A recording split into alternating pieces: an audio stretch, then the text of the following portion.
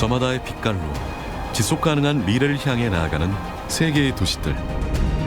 제주 역시 청정 가치 아래 새로운 길을 모색하고 있습니다. 저는 지금 제주도는 기로에 서 있다고 봐요. 제주도가 가지고 있는 그 특수성을 기반에 깔고 결국은 개발공사가 공공 디벨로퍼의 역할을 해야 되는데요. 제주의 맑은 물에서 태어난 제주개발공사. 그동안 제주의 자원을 기반으로 성장하며 지역의 대표 기업으로 자리매김했습니다. 이제는 물을 넘어 주거와 삶, 그리고 지속 가능한 미래를 향해 한 걸음 더 나아갈 때입니다.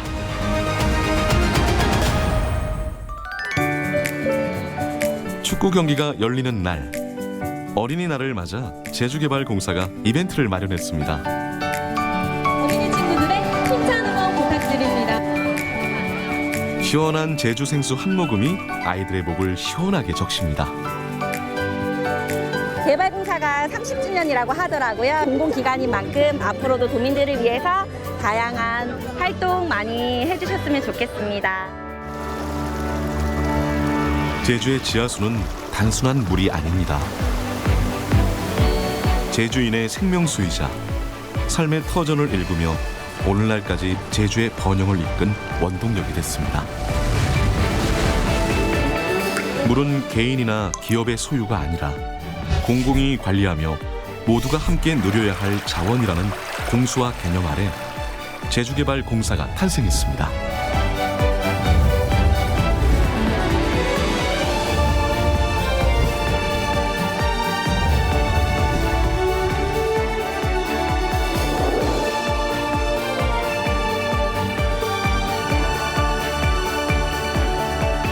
시수정 3개와 감시정 3개를 개발을 했는데 거기 그 당시 직원들이 한 20여 명, 사무실 직원까지 해서 20여 명이 근무를 하면서 특히 생산에 있는 사람들이 너무너무 열심히 해줘가지고 밤낮 없이 이렇게 고생들을 한 덕분으로 제주도의 좋은 이 원료인 물을 잘 개발해서 또 그 남는 이익에 대해서는 도민들한테 환원을 하겠다 하는 뜻을 펼친 그 보람이 아마 도민들한테 지금 30년이 지금은 와 닿고 있지 않나 이렇게 생각이 됩니다.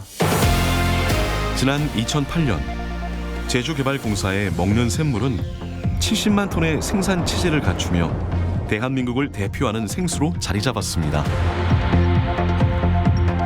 올 상반기에는 시장 점유율 40%를 넘기며 대한민국 생수시장 1위의 자리를 지켰고 연간 판매 수익은 3,500억 원에 달합니다.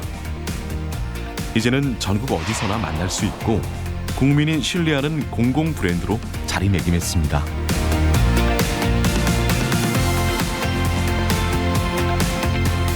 제주의 또 다른 얼굴, 감귤.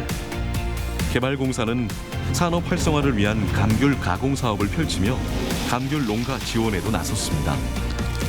그동안 판매 수익은 소외된 이웃을 위한 나눔, 미래 세대를 위한 인재 육성과 환경 보전 등 여러 사회 공헌 활동에 쓰였습니다.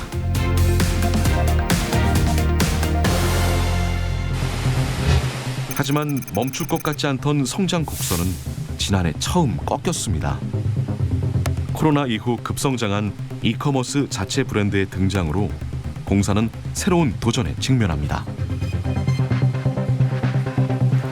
지금 시장 환경은 상당히 어려워요. 완전히 위기래요. 왜냐하면 지금까지는 플레이어 숫자가 제한적이었기 때문에 그 생수시장 전체의 성장을 그냥 우리가 먹을 수 있었는데 이전엔 없었던 새로운 도전자 PB라고 하는 유통업체 브랜드가 지금 등장했다라고 하는 것을 인식할 필요가 있다.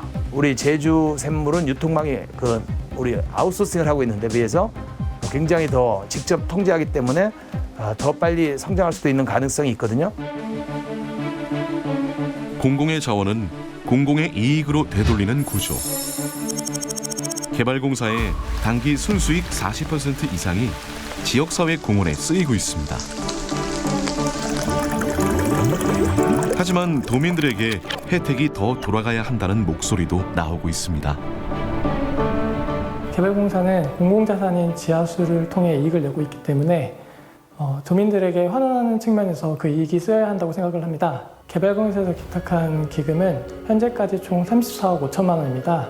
전액 사유지 고자의 매입을 위해서만 사용이 되고 있습니다.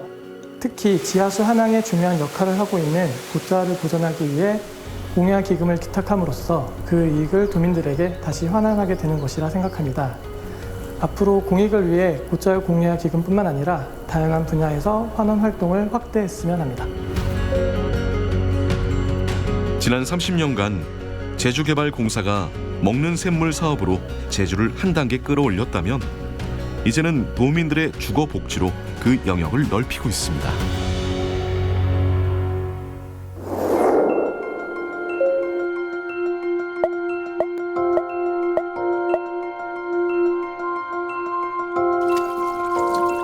올해 72의 신기범 어르신. 삼도동 마음의 온에서 생활한 지 벌써 4년이 넘었습니다. 자식들은 모두 분가시키고 부담 없는 임대료 덕분에 한결 여유로운 노후 생활을 이어가고 있습니다. 방송을 보다 보니까 그 개발공사에서 이제 좀 저렴한 집이 이제 있다 그래가지고 한번 아닌 게 아니라 3개월이 지나서 통보가 와가지고 그때 또 기뻐했죠. 한 달 한 5만 원. 그리고 관리비가 한 3만 원 정도, 한 8만 원 선으로 이제 살고 있고요. 살만합니다.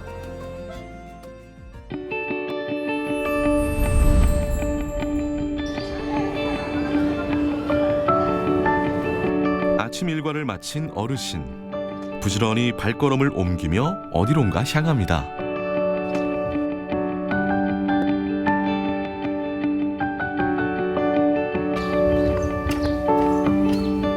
도착한 곳은 집에서 조금 떨어진 또 다른 마음에 온 행복주택. 오늘은 이곳에서 특별한 행사가 열렸습니다. 치유 뜨락이라 불리는 건강 프로그램으로 3개월마다 한 번씩 어르신들의 건강을 살핍니다. 혈압과 혈당을 체크하고 식생활에 대한 상담도 진행됩니다.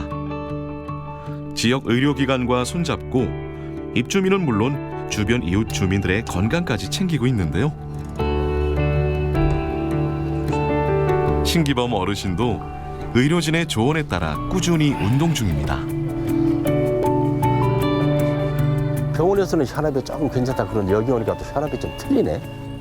부단히 의사 선생님의 말씀에 순종하면 제때 건강 문제가 제일 최고니까. 몸이 불편한 어르신들을 위해 직접 찾아가는 방문 치유 뜨락도 운영하고 있습니다. 1인 노인 가구나 고령 가구 등 복지 사각지대를 발굴하고 고독사를 예방하는 효과도 있습니다.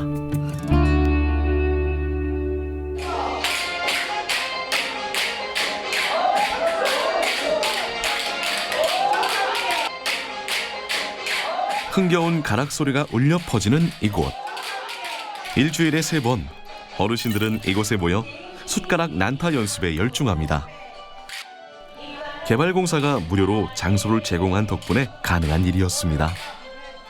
이 공간이 도심지에 있는 이런 공간으로서 쾌적하고 그리고 저희가 마음껏 저희들이 취미활동과 저희들이 하고 싶은 이런 역량을 발휘할 수 있는 공간이라서 굉장히 많은 도움이 되고 그리고 이렇게 아침에 일어나서 함께 우리 시니어들이 모여서 할 수 있는 공간이 되어서 너무너무 감사하고 좋습니다. 이런 공간이 많이 있었으면 하는 바람입니다. 배움 뜨락은 어르신들을 위한 수업부터 도민 대상 사이버 교육까지 다양한 수업이 이루어지고 있습니다.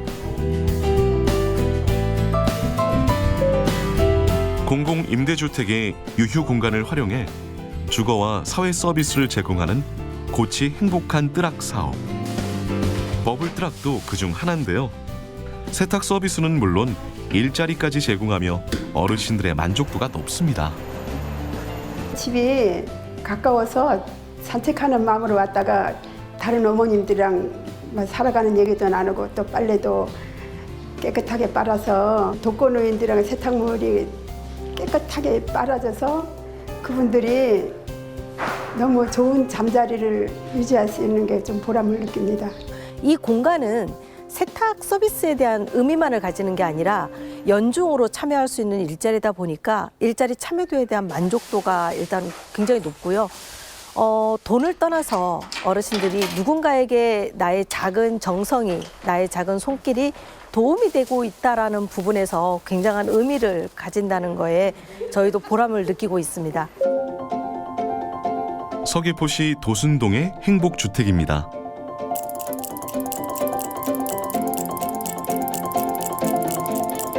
1층 강의실에서 현수막을 재활용해서 지갑을 만드는 수업이 한창입니다.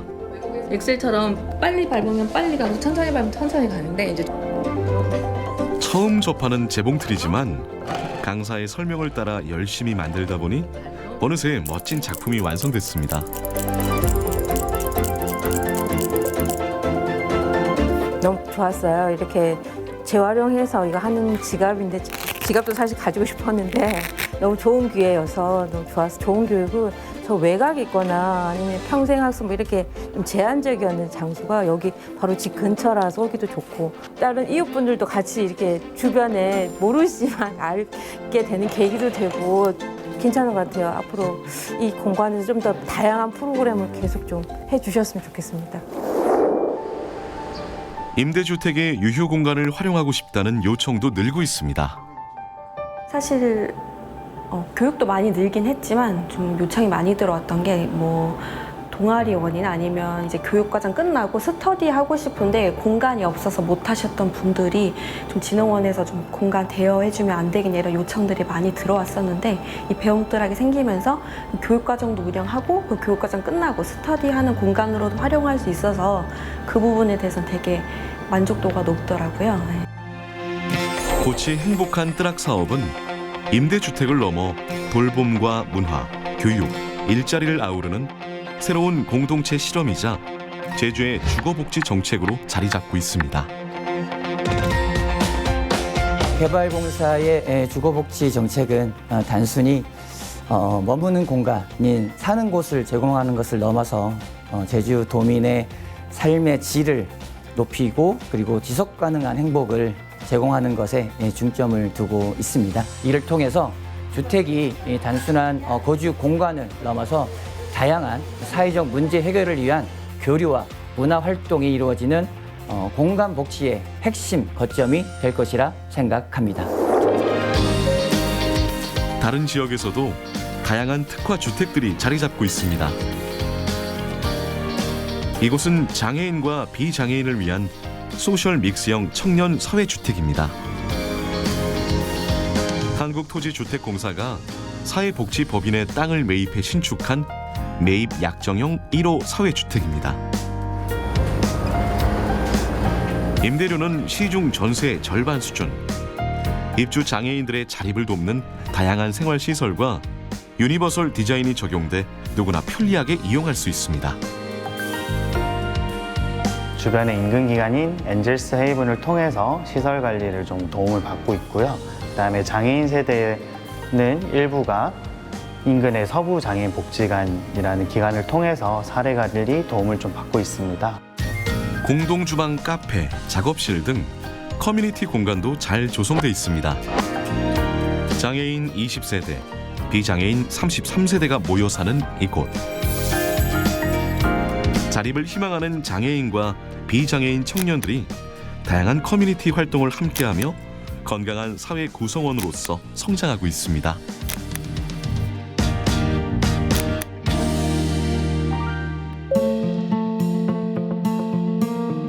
서울시 동대문구의 또 다른 특화 주택.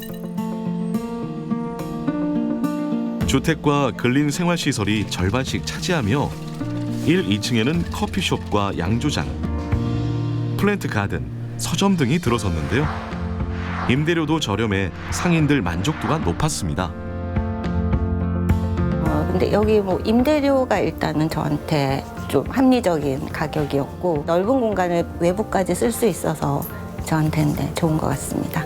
아무래도 여기는 사회주택이다 보니까 여기에 거주하시는 분들하고 같이 또 만나게 되고 또 마을에 축제나 뭐 이런 행사가 있으면 같이 이런 축제를 즐길 수 있어서 마을 양조장으로서의 어떤 역할을 담당하게 돼서 되게 기쁘게 생각하고 있습니다.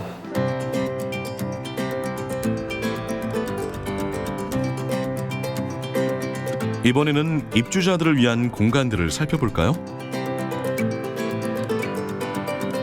공용으로 사용하는 주방과 세탁실을 비롯해 옥상에는 소소하게 식물을 키울 수 있는 텃밭도 자리합니다. 입주민들이 심은 채소들도 무럭무럭 자라고 있습니다. 사회주택이라는 이름처럼 이곳 입주민들은 다양한 방식으로 소통하며 살아갑니다. 이런 운영 뒤에는 소셜 디벨로퍼의 역할이 큰데요. 이들은 주택토지보증공사를 통해 저렴하게 융자를 받고 민간 공공의 협력을 통해 도시재생 사업으로 이곳을 만들었습니다. 저희는 그 소셜 디벨로퍼라고 그래요. 사회적 부동산 개발 업자라고 할 수가 있죠. 저희는 사회적으로 필요한 것들을 적극적으로 그런 것들을 어떤 공간에 담는 역할을 하는 거죠. 그게 가능할 수 있는 이유는 공공의 지원이 필요해요. 그래서 PPP 모델이라는 것이 뭐냐면 Private Public Partnership 모델이에요. 그게 PPP 모델인데 이 초기부터 실험을 했던 게 공간을 바꾸고 거기서 지역 주민을 끌어들여갖고 뭔가 새로운 실험을 하고 하는 것들을 하기 위해서 공공의 지원 또는 공공의 협력을 끌어내는 거죠. 공공이 원하는 것들을 여기에 담을 수가 있고 또 민간의 어떤 다양한 어떤 그 솔루션, 창의적인 어떤 개발 역량이나 이런 것들을 담아서 그걸 조화롭게 이렇게 풀 수 있는 그게 이제 민관 협력 모델이고 그런 것들을 저희는 계속 실험을 해왔고 사실은 정말 쉽지 않은 과정 동안 그런 자산을 축적해왔다고 볼 수가 있는 거죠.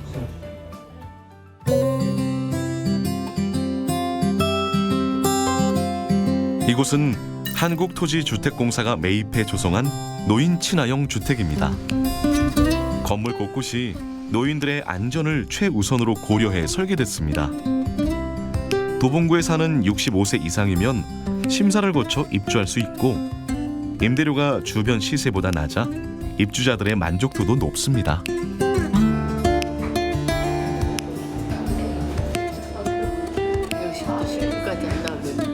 LH에서 초고령 사회를 대비해서 어르신들의 안정적인 주거 공간을 확보하기 위해서 시범 사업으로 진행된 곳이고요.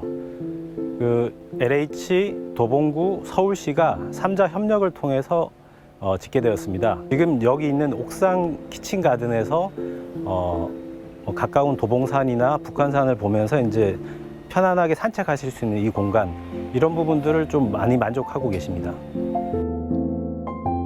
키친 가든은 단순한 텃밭이 아니라 입주민들이 자연과 함께하고 서로 어울리며 삶의 즐거움과 안정감을 느낄 수 있는 공간입니다. 노인 친화 주택이 추구하는 자립적이고 건강한 노후에도 큰 도움이 됩니다. 5년 전 이사를 온 이현민 어르신은 이곳에서 자치회 총무를 맡고 있습니다. 총무답게 가든 관리도 더욱 열심히 합니다. 구주택에 살다가 이제 이렇게 신축으로 오니까 신선하기도 하고, 근데 에리비타도 있고 가지, 오이, 이 고추 그런 걸 심어놓고 따먹고 상추, 그래서 여러 가지로 좋은 점이 많아요. 식물을 가꾸고 이웃과 함께 사는 곳, 살던 곳에서 죽을 때까지라는 지역사회 돌봄이 이곳에서 현실이 되고 있습니다.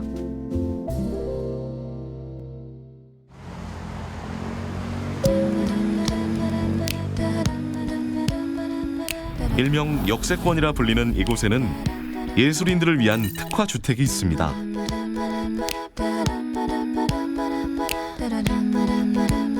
올해 32의 청년 화가 정진택 씨. 5년 동안 4번 개인전을 열 만큼 활발히 활동하는 현대미술 작가인데요. 이곳에서 생활한 지도 3년째입니다. 일단 서울 중심부이기도 하고 제가 직접적으로 같이 연계되어 있는 갤러리랑도 되게 가깝기도 하고 10년까지가 가능인 부분이라 여러 가지를 계획하고 준비할 수 있는 시간을 보내기에 되게 안정적인 곳이라 좀 길게 보고 있습니다. 2층에는 모두에게 열린 갤러리가 있습니다. 이곳에서 청년 작가들은 예술로 소통하며 창작 공동체 속에서 꿈을 키워가고 있습니다.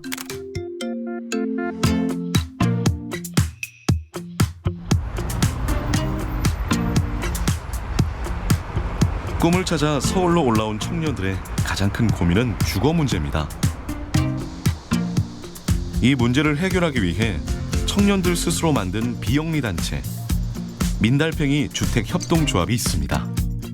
대학교에서 시작을 했어요. 그래서 실제적으로 기숙사 수용률이 너무 부족해서, 그리고 주변에는 또 원룸들이 너무 비싸기도 하고 해서 직접 이런 거에 대한 이야기를 좀 학생들끼리 모여서 이야기해보자 라고 이제 시작을 해서 대학교 기숙사 운동에서 이제 이거를 청년이랑 좀 주거 관련해서 좀 이야기를 해보자 라고 해서 이제 청년 주거권이라는 운동을 시작을 했고, 조합은 한국토지주택공사 등과 협력해 청년협동조합형 공공임대주택인 민달팽이 집을 만들었고 지금은 도심 곳곳에 자리하고 있습니다. 동대문구의 한 민달팽이 집에서는 요리가 한창입니다. 조합원 기획 프로젝트인 도시락 반찬 만들기 워크숍으로 조합에서 중요시하는 것 중 하나가 바로 입주자들끼리의 관계 맺기라고 하는데요. 요리는 못해도 건강에 진심인 MZ세대들이 모여 추억을 쌓습니다. 얼마큼 넣어? 그냥 안 넘칠 만큼. 맛있는데? 한번 주세요. 한 번만 먹어봐. 어때? 맛? 맛있는데? 맛있네. 같이 살게 되면은 한 달에 한 번 정도는 반상회를 하기 때문에 되게 많은 교류가 없더라도 같이 산다는 거에 있어서 좀 마음이 편안한 그런 게 있고 좀 안전하다고 느껴지는 것 같아요. 되게 그냥 진짜 사람 사는 집같이 그 왕래도 많고 같이 밥도 먹고 그렇게 해서 되게 좋았던 기억이 있어요.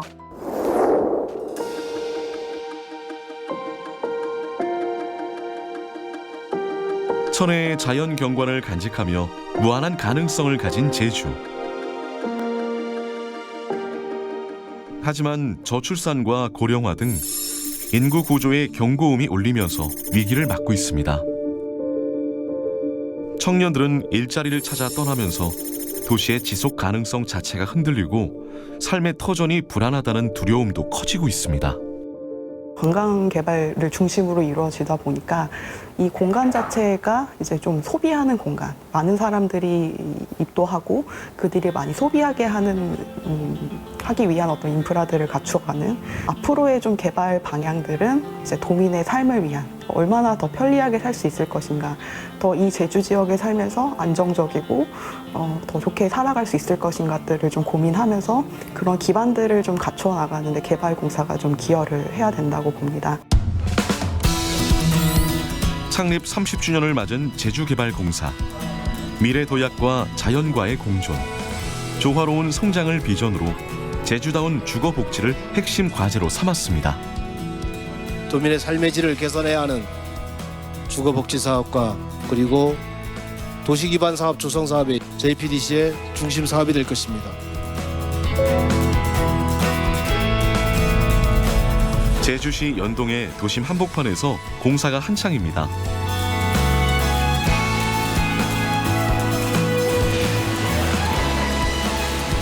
이곳에 마음에 온 연동 행복주택 총 90여 대가 들어설 예정으로 저렴한 임대료와 뛰어난 입지 덕분에 벌써부터 관심이 뜨겁습니다.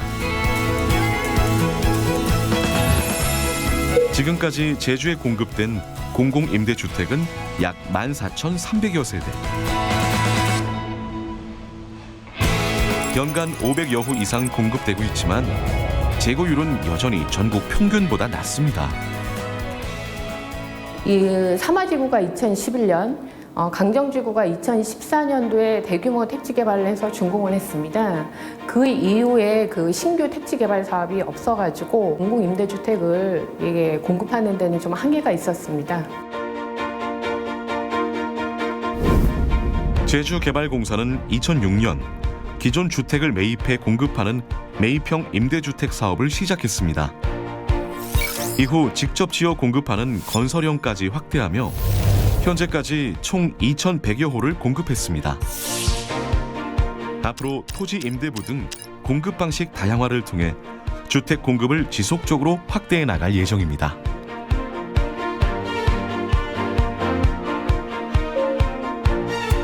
한림읍 대림리에 새로 들어선 통합형 공공임대주택, 청년과 신혼부부 등 다양한 계층을 위한 주거 공간으로 홈 네트워크 시스템과 에너지 효율 1+ 등급, 그린 4등급 설계를 갖춘 점이 눈에 띕니다.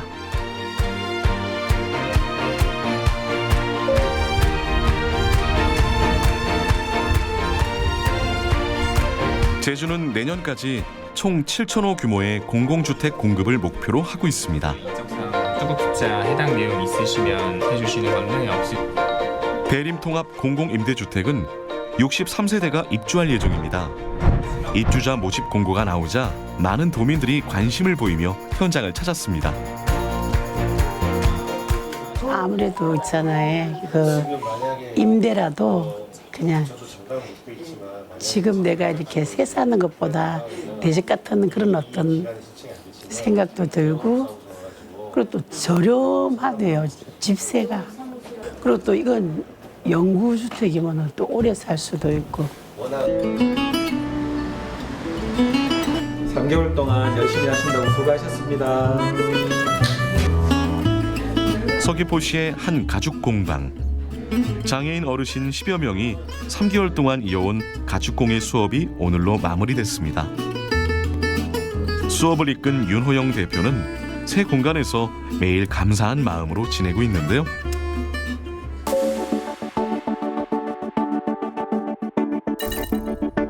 이곳 마음에 온 법한이 윤 대표의 첫 사무실입니다.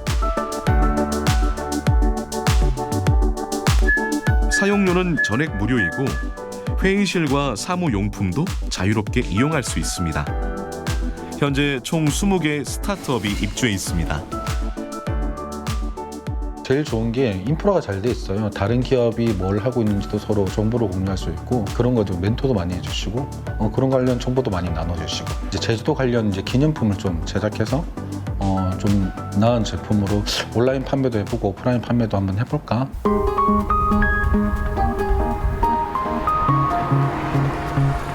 이곳은 1층부터 4층까지는 업무시설, 5층부터 8층까지는 공동주택으로 활용되고 있습니다. 특히 5, 6층은 입주기업의 보금자리로 쓰이고 있는데요. 마음에 온 법한은 일자리 연계형 주택으로 청년들의 주거와 일자리 문제를 함께 해결하는 데 더 큰 의미가 있습니다. 또 서귀포시로의 인구 유입을 이끄는 역할도 기대되는데요.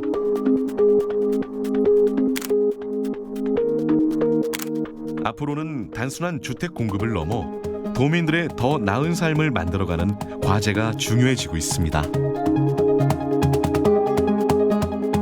적극적으로 지금 공급을 하고 있습니다. 공급을 하는 것도 중요한데요. 현장 모니터링이 좀 중요하지 않을까 하는 생각을 합니다. 개발공사, 저희 민간 전문가들이 같이 또 계속해서 개선할 수 있고 발전될 수 있는 어떤 모델을 제안할 수도 있지 않을까 하는 생각을 갖고 있고요. 좀 전환이 필요한 것 같아요. 그 전환이라는 게 결국은 이제는 어떻게 좀 삶을 좀 재설계할 것인가. 과거에는 이제 어떻게 공급하고 많이 할 것인가의 관점이었다 하면 이제는 조금 더 어떤 방식의 삶을 살 수 있도록 우리가 만들어 줄 것인가. 근데 그거를 혼자 하긴 힘드니 주민들과 함께, 전문가들과 함께, 이해관계자들과 함께 그 과정을 한 프로세스를 좀 만들어내면 좋지 않을까라고 생각해서 지속 가능한 도시 설계를 위한 전문가 포럼이 열렸습니다. 전문가들은 대안 중 하나로 도시의 밀도를 높여 공간 계획을 해야 한다고 말합니다. 많은 이제 도시들이 인구가 감소하고 있고요. 또 성장률이 낮아지고 있는 그런 상황입니다. 그런 상황에서 도시가 활성화되기 위해서는 첫 번째는 밀도를 가능하면 높여서 공간 계획을 하는 것. 그다음에 두 번째는 다양한 기능을 융복합시키는 어떤 그런 기능. 그다음에 세 번째로는 많은 사람들이 그렇게 빽빽하고 다양한 기능이 같이 섞여 있는 공간에 모여서 서로 소통할 수 있는 그런 구조를 만드는 겁니다.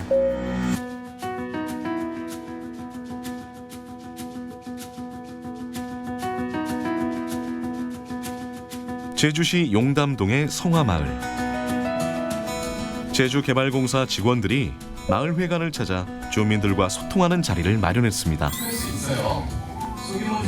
노후 주거지를 보다 안전하고 쾌적하게 바꾸기 위한 소규모 주택정비 사업 설명회입니다. 낡은 우리 집 바꾸고 싶은데 방법이 없을까요? 새 집의 시작 벌써 기대돼요. 소규모 주택정비 사업 중 하나인 가로주택 정비 사업은 지역 주민들이 조합을 구성해 소규모 블록 단위로 주거 환경을 개선하는 사업입니다. 구역의 4군데 도로의 폭이 모두 6m 이상 돼야 하는 등 따져봐야 할 조건들도 많습니다. 노후주택을 정비하는 도시재생 사업으로 건축 물량의 20%는 임대주택으로 공급됩니다. 주민들의 삼토를 존중하며 안전하고 현대적인 주거 공간을 만드는 것이 핵심입니다. 연이어 3개 주택이 있는데 땅 임자 A라는 사람이 임자의 몫은 얼마나 되는지 토지주가 동일인자로 해줘. 가능합니까? 자식과의 관계 같이 사시는지 그것도 좀 궁금하고. 40년 넘게 성화마을에 살고 있는 변창원 어르신. 설명회를 듣고 집 주위를 둘러보며 사업 요건이 충족될지 궁금증도 커졌는데요.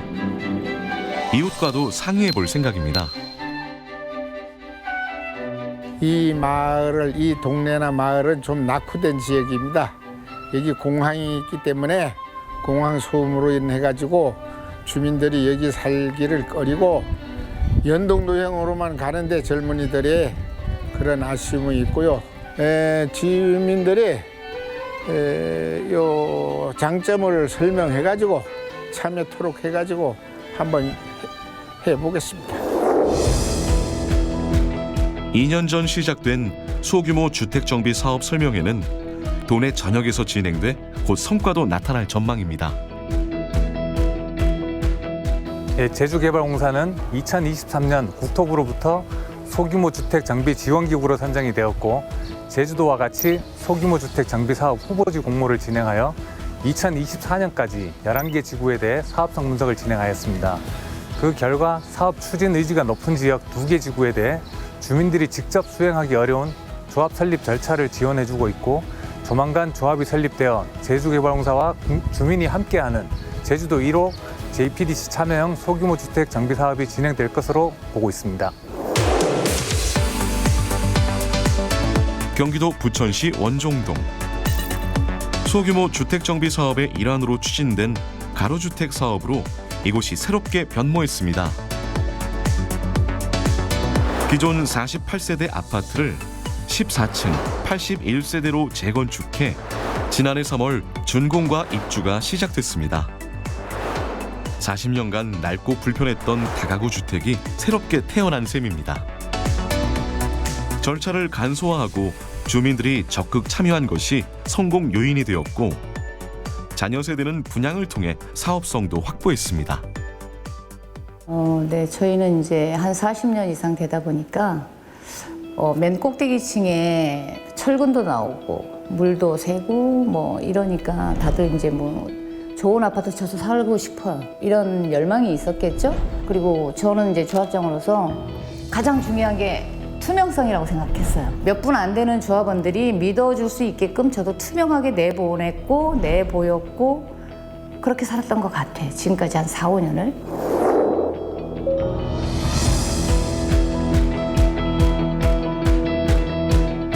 경기주택도시공사의 제1호 가로주택 정비 사업이 성공적으로 마무리되면서 부천시의 다른 가로주택 정비 사업도 활력을 띠고 있습니다.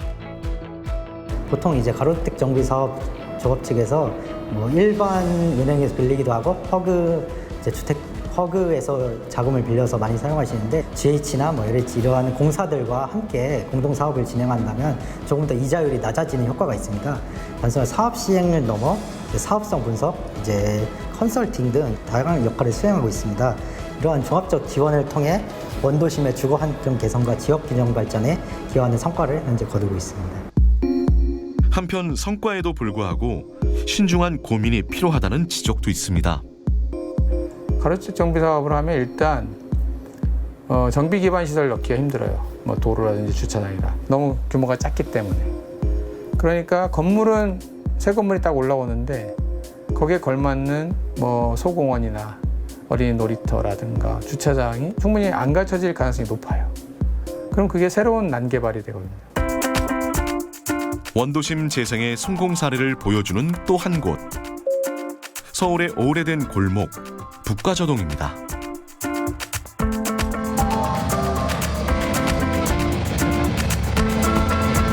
이곳에서는 신나는 음악 소리와 함께 7일장이 열립니다. 중고품과 새 물건이 오가며 활기가 넘치는데요. 비어있던 오래된 건물들이 단돈 1유로로 새 생명을 얻는 1유로 프로젝트가 진행되고 있습니다. 시민과 창작자가 함께 낡은 건물을 재단장해 주거와 상업, 문화 공간으로 되살리는 도시재생 프로그램입니다. 장을 만들어 놨더니 그런 지역 문화 플랫폼으로서의 작동을 저절로 하게 되고 커뮤니티를 활성화시키는 게 되고 그런 것들의 어떤 만족감에서부터 이 지역에 사는 게 만족스럽다라고 하는 어떤 정주율을 높여주는 어떤 기본 요건들을 만들어주는 거죠. 내가 여기 살고 있는 게 마음에 들고 만족스러워서 앞으로도 계속 여기 살고 싶다, 오랫동안 그런 생각이 들어야 되는 거고 사회적으로도 도시적으로도 정책적으로도 살 수 있는 어떤 여건을 또 지역에서 또 만들어줘야 되는 거죠. 저렴한 임대료로 입주한 젊은 상인들의 만족도도 매우 높습니다. 한 달 1유로로 브랜드를 지원받으며 함께 성장할 수 있다는 점이 특히 큰 장점으로 꼽힙니다. 이런 공간이 앞으로 청년 창업하는 친구들에게 비용적인 부분이나 그래도 브랜드를 또 성장시키는 부분에서 도움이 많이 될 것 같아서 많이 생겼으면 좋겠습니다. 그렇다면 제주의 현실은 어떨까요? 아름다운 제주의 풍경 뒤에는 그늘진 현실이 있습니다. 지난 10년간 농촌 인구는 34%나 줄었고 그 빈자리에는 하나둘 비어가는 오래된 집들이 남아 있습니다. 지금 제주 농어촌에는 공동화라는 그림자가 점점 짙게 드리워지고 있습니다. 이러한 공동화 현상을 막기 위해 제주개발공사는 마을 재생 사업에도 적극 나서고 있습니다. 월평마을은 마을 재생 사업을 통해 생활 인프라와 주거 환경을 개선하며 재생 기반을 마련했는데요. 올레길과 돌담길, 야외 나무가 있는 상징적인 길목들을 정비해 나갔습니다. 마을을 정비한 덕분에 걷기 여행 관광 상품도 생겼습니다.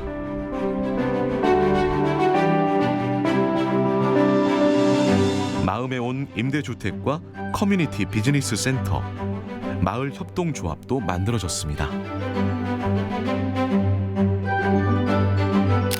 SNS를 통해서 월평마을의 매력을 전국에 알렸습니다. 월평은 마을이 만땅 면풍이지게.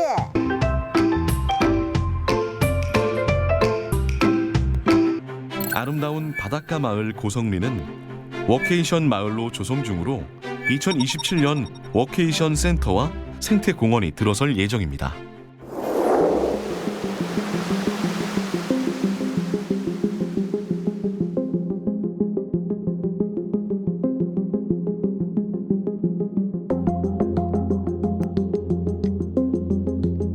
한때 제주의 정치, 행정, 상업의 중심이었던 제주시 원도심도 세월이 흐르면서 점점 노후화되고 있습니다.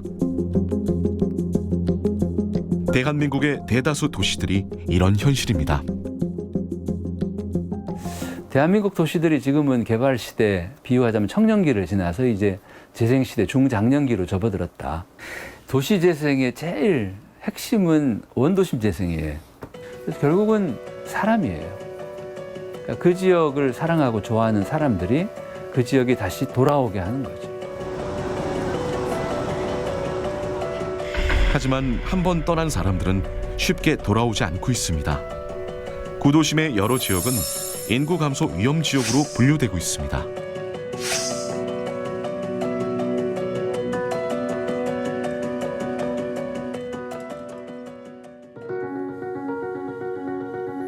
이제 제주의 심장이었던 원도심을 되살리는 일이 새로운 과제로 떠올랐습니다. 최근 이곳에는 새로운 바람이 불고 있는데요. 지난해 11월 80년대에 지어진 한 관광 호텔이 리모델링을 마치고 문을 열었습니다. 40년의 시간을 품은 건물은 단순한 숙소가 아니라 일하는 여행자를 위한 공간으로 다시 태어났습니다. 책상이 놓인 90개의 객실, 바다 전망 워크 라운지, 탁 트인 루프탑과 공용 주방까지 혼자 머물러도 불편함이 없는 배려가 담겨 있습니다. 오래된 호텔은 이제 MZ세대의 발길을 끄는 새로운 문화 거점이 되고 있습니다.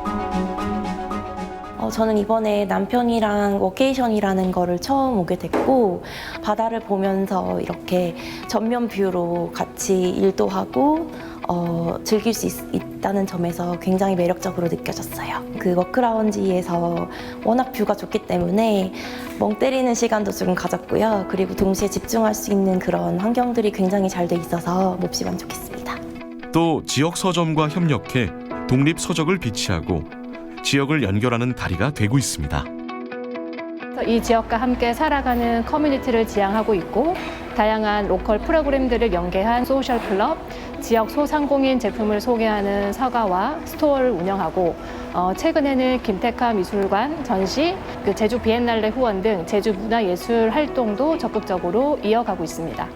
저희는 워케이션 고객은 단순한 관광객이 아닌 일상처럼 그 지역에 스며든 생활 인구라고 생각을 합니다. 그래서 이런 원도심 공간이야말로 지역 상권과 상생할 수 있는 워케이션 최적지라 선택하게 됐습니다. 최근 서울에서 가장 주목받는 공간, 성수동 연무장길입니다.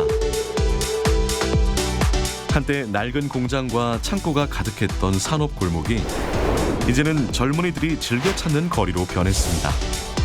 그 변화의 비결은 무엇일까요? 요즘은 서울에서는 성수가 가장 핫합니다. 근데 성수가 준공업 지역이거든요. 그래서 공장이 주로 있던 지역이에요. 그런 공장들이 카페로 다 변했어요. 거기에 몇 개 기업들이 자기네 사옥을 짓기 시작했어요. 젊은 이제 사원들이 거기에 출퇴근을 하게 되고, 그러다 보니까 이제 수요가 생기니까 뭐 공장 창고 건물을 누군가가 이제 카페로 변화해서 장사를 하게 되고, 근데 그게 상당히 젊은이들한테 어필이 된 거예요. 원도심 활성화를 위해서는 사람들이 모일 수 있는 다양한 장치가 필요하다고 전문가들은 말합니다. 제주도 소통협력센터 1층에는 카페와 질문 도서관이 있는데요. 과거 금고가 있던 자리는 추억으로 남기는 등 건물 설계부터 기획까지 주민이 참여했습니다. 5층 다목적 강당에선 부모님이 원격 근무하는 동안 아이들을 케어하는 어나더 오피스가 운영돼 오랜만에 원도심이 활기가 넘쳐났습니다. 원도심의 빈집을 철거 대신 리모델링하는 것도 도시재생의 한 방법입니다. 내년에 우리가 신규 사업으로 좀 구성하고 있는 게 뭐냐면은 원도심의 빈집을 활용을 해서 그 빈집을 리모델링해서 공공임대주택으로 이제 공급을 하려고 이제 신규 사업으로 구성하고 있습니다. 전국 최초로 폐교 등 유후부지를 활용한 공공임대주택으로 우리가 공급을 하려고 지금 계획 중인데 이제 올 12월에 도와 교육청과 개발공사가 해서 협약을 해서 26년도부터 시작을 해서 28년도 준공 예정에 있습니다. 전문가들은 도시재생이 주민 삶과 지역 역사 이해에서 시작돼야 한다고 말합니다. 도시재생의 사업 주체는 지역 주민이고 그 지역에서 사업을 하는 사람이어야 됩니다. 특색을 유지하기 위해서 어떻게 지원하고 우리는 하드웨어적으로 어떻게 그걸 풀어줘야 되고 이런 전략들을 좀 세워주면 좋겠다는 겁니다. 그래서 민간의 영역과 공공의 영역을 명확히 구분을 해서 정말로 그 배경이 되어주는 사업들을 해주셨으면 좋겠다는 생각입니다.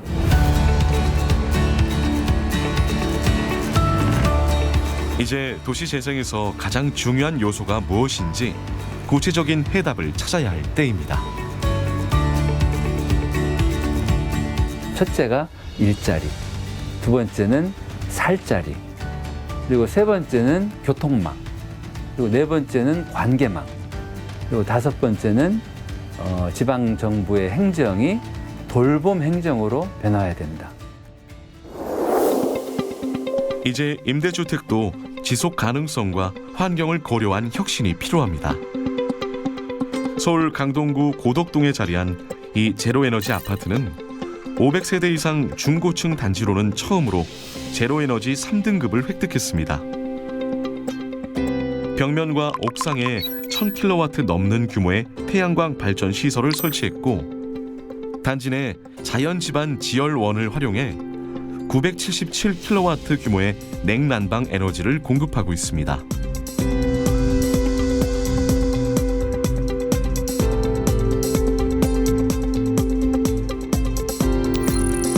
외부 단열과 내부 단열을 동시에 적용한 기술로 열 손실을 36% 이상 줄였습니다.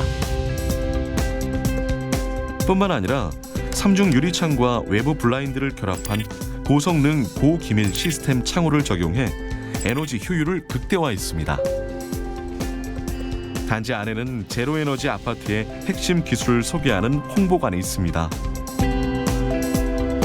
이곳은 살아있는 교육장이자 미래 주거의 표준을 보여주는 공간으로 활용되고 있습니다.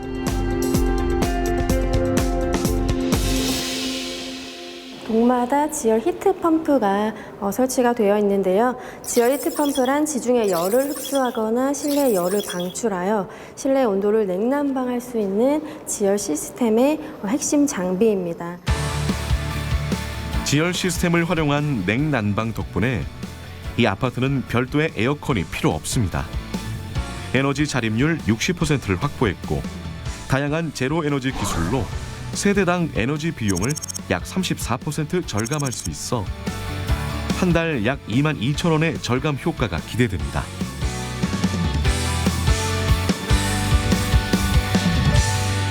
서울주택도시개발공사의 제로에너지 아파트는 2016년 저탄소, 저에너지 시범단지로 시작됐는데요. 에너지를 아끼고 스스로 살아가는 힘을 갖춘 미래형 주거단지로 사람과 자연이 조화롭게 함께하는 삶을 보여주고 있습니다.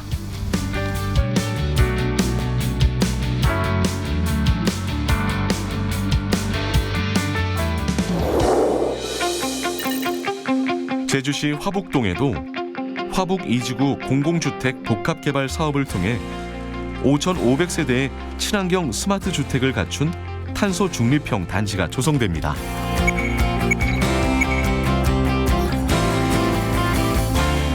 화북 2지구 공공주택지구는 공공주택지구입니다. 공공주택이 전체 가구수의 50% 이상을 유무적으로 건립하도록 되어 있습니다. 저희 공사는 LH와 공동사업을 통해서 이 사업을 준비 중에 있는데요. 사실 그 지방공사의 가장 중요한 미션 중에 하나가 주거 안정에 기여하는 역할이 최우선 미션 중에 하나입니다. 민간이 하게 되면 사실 기반 시설 설치에 대해서 굉장히 인색하죠. 나홀로 아파트라든가 싼 곳을 찾아가니까. 그런 면에서 이제 공공의 역할이 또 중요합니다. 그래서 제주도에 이번에 건설되는 대형 공공택지는 그런 면에서 이제 공공이 주도하는 좀 공공성이 높은 친환경적인 그런 단지로 개발되기 일단 측면에서 의미가 깊다고 생각합니다. 화북 2지구 공공주택지구는 신재생에너지 기반의 친환경 주거단지를 조성할 계획입니다. 제주가 지향하는 환경 생태도시와 지속가능한 미래 비전을 구현하는 제주형 녹색 건축 주거단지로 기대를 모으고 있습니다.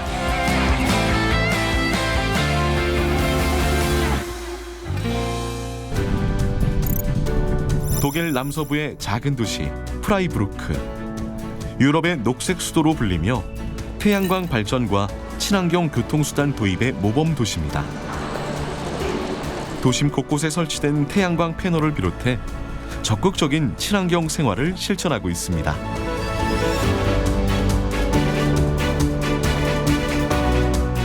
이 도시의 가장 우리가 배울 점은 바로 시민들의 자발적인 참여가 이 도시를 지속가능한 도시로 만들었다는 점입니다. 결국은 개발공사가 공공 디벨로퍼의 역할을 해야 되는데요.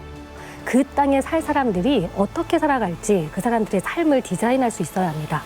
다양한 주체들이 몰려들어서 그 땅을 새롭게 개발하는 것이 굉장히 중요하기 때문에 오히려 그분들이 그 역할을 잘할 수 있도록 마중물 역할을 하는 것이 아마 제주개발공사의 역할일 것 같습니다. 제주도의 특색을 살려서 지역 맞춤형 공간 계획을 하고 제주도가 더욱 발전할 수 있도록 노력하는 공기업의 역할 너무나 중요하다고 보고 있습니다.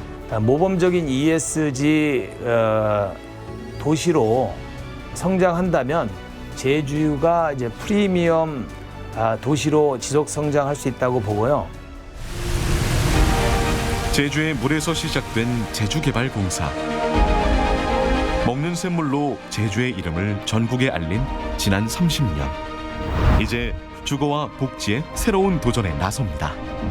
지속 가능한 제주, 더 나아가 세계 환경 수도로 향하는 그 발걸음을 내딛고 있습니다.